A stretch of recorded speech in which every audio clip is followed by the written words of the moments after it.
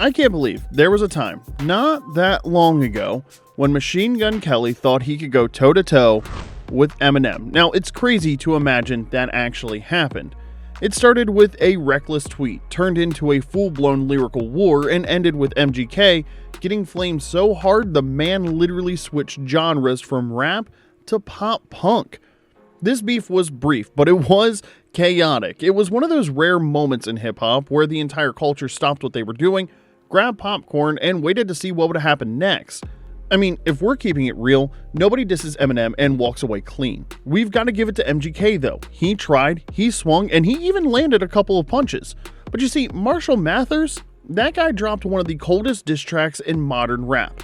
It was so cold that it sent MGK spiraling so hard, he traded bars for a guitar and even dyed his hair pink while at it. What we're going to do today is take a trip down memory lane to see one of the wildest beefs of the last decade, from where it all started to the crazy things that happened behind the scenes that you probably don't have a clue about. Trust me, M went beyond diss tracks on MGK.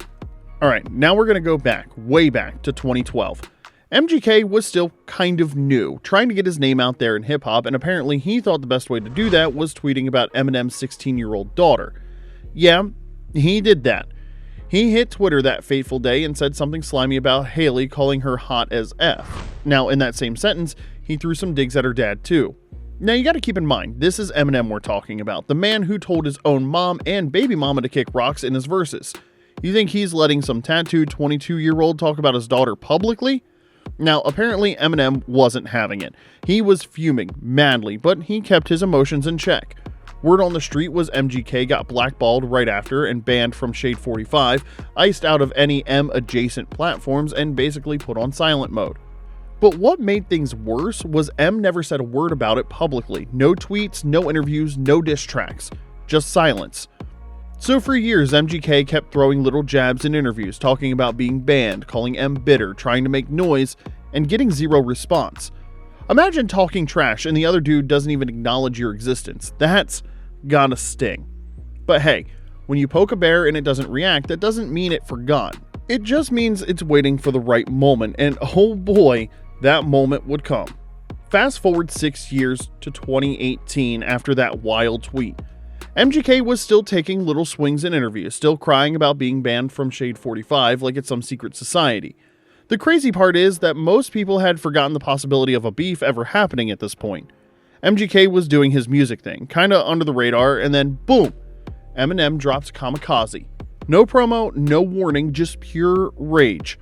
M sounded pissed off at everyone, mumble rappers, critics, industry heads, you name it, but right in the middle of all that smoke was the pretty boy, MGK. The GOAT finally addressed him by name, acknowledging his existence for the first time, and just like that, the silence was broken. MGK, who had spent years trying to bait M into a response, finally got one. Dream come true. The energy online was insane too, especially on hip-hop Twitter. No one imagined M would let it rip on MGK like that. It's been over 6 years since he made the tweet, so everyone had given up the possibility of a little back and forth.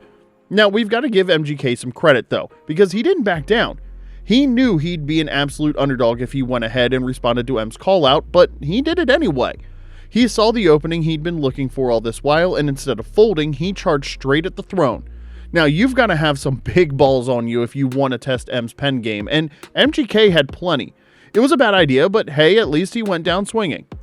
Now, let's keep it real. Even though a lot of MGK's fans anticipated his reply, nobody expected him to respond that fast. Eminem called him out on a Friday, and by Monday, MGK was already in the booth, shirt off, middle fingers up, ready to go to war with one of the greatest rappers of all time. That was when he dropped Rap Devil, a title directly referenced from M's iconic rap god. Not gonna lie, that was bold as hell.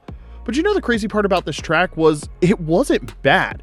Listen, we can agree to disagree, but the song was shockingly decent. The beat was clean, his flow was tight, it was obvious he was brimming with confidence, and the bars, they were petty, but they were sharp. Honestly, he dropped some solid shots on M, painting him like an out-of-touch bitter old head who couldn't take a joke. And for a moment, a tiny fleeting moment, people actually gave MGK props. I mean, if you're a true hip-hop fan, you can't deny that he did well with his response. He gave it his absolute best. The rave reviews had MGK deservedly feeling himself, but here's the thing. You can dance around the ring all you want, but eventually, you're gonna have to stand there and take the punch, and M was just getting warmed up. He let MGK have his moment, he allowed him to enjoy his little media victory lap, and then out of nowhere, he dropped Killshot, the most savage reply ever in the history of the sport. Eminem showed up and balled out on that track. From the very first bar, you'd know MGK was about to be cooked 7 ways to heaven, and he really was. You don't even need to listen for more than 30 seconds to know that the beef was over before it even started. Killshot was lyrical carnage. No hook, no breaks, just surgical disrespect bar after bar. Remember the part where M said, "How you gonna name yourself after a damn gun and have a man bun?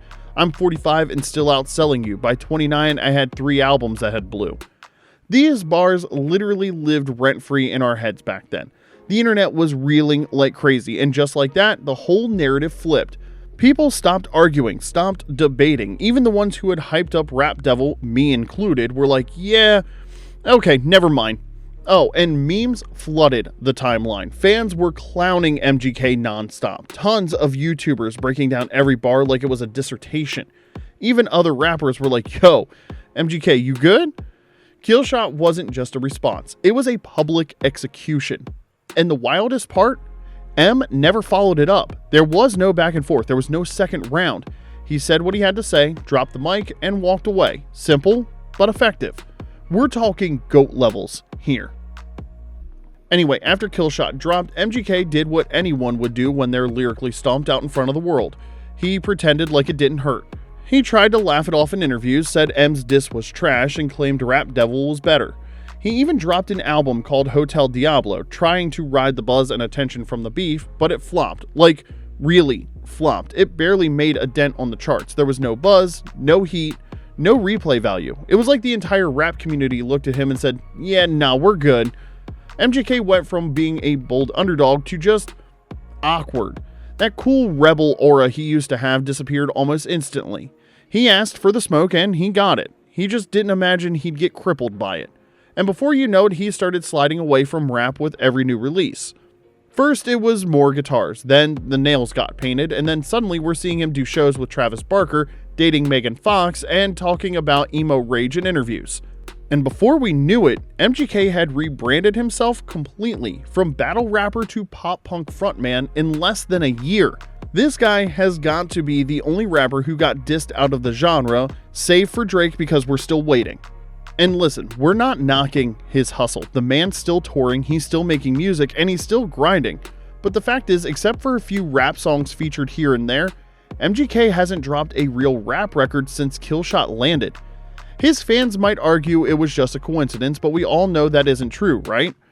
He was probably advised by his team to explore his range of talents after he tanked his reputation in hip-hop, and luckily for him, it worked. When we look back at this short but wild beef now, it's honestly hilarious how predictable it was. Like, what did we really think was going to happen? The man dissed Eminem. Eminem, of all people. The same guy who bodied Benzino, ended Everlast rap relevance, and made entire albums off dismantling celebrities. MGK walked into that battlefield like he had plot armor. Spoiler alert, he didn't. But what this beef actually did was reminded everyone why Eminem is still that guy. There were whispers back then like, yeah, M's past his prime, he's too angry now, the game's changed. Then he dropped Killshot and boom, silence. Everyone was reminded of what happens when M actually decides to fire back, and for MGK, this became his entire rap legacy. No matter what he does next, he'll always be the guy who dissed Eminem and lost. He will always be remembered for the good work he did on Rap Devil, though. It doesn't matter if he finds his way back or not, hip-hop had already made up its mind. So what did this beef teach us? Don't poke the bear, don't tweet about people's kids, and above all, if Eminem finally responds to you, you'd better have a retirement plan ready. At the end of the day, MGK was overzealous, overconfident, and too prideful to see beyond what was in front of him. If it were just the rap battle he lost, that would have been cool, but the dude lost the whole genre. He came at Eminem swinging, bold as hell, and left the fight singing about heartbreak with a pink guitar. Now listen, once again, credit where it's due. MGK had guts because most rappers wouldn't even dare. But guts don't protect you from bars like had to give you a career to destroy it. That line was the final full stop to everything. It sealed his fate. So yeah, Eminem didn't just win, he walked away untouched, dropped one track, and proved once again why he is still one of the most dangerous MCs alive, even in his mid-40s. It's important to note that depending on how you see it, this rap beef was a blessing in disguise for MGK. We've always known he's got way more talent away from rap. Maybe he wouldn't have explored this whole new genre if he hadn't been schooled by Eminem. Now he's out here headlining pop-punk festivals with middle schoolers and Travis Barker. From rap battles to Warped Tour in one album cycle. That's wild. But now we want to hear from you. Where were you when Killshot dropped? Were you ever, even for a second, Team MGK like me? And do you think anyone else could actually go bar for bar with M and survive? Drop it all in the comment section below because we want to know who you had your money on. And of course, hit that like button if you're here for real hip-hop history, subscribe if you haven't already, and turn on those notifications so you never miss the next lyrical autopsy.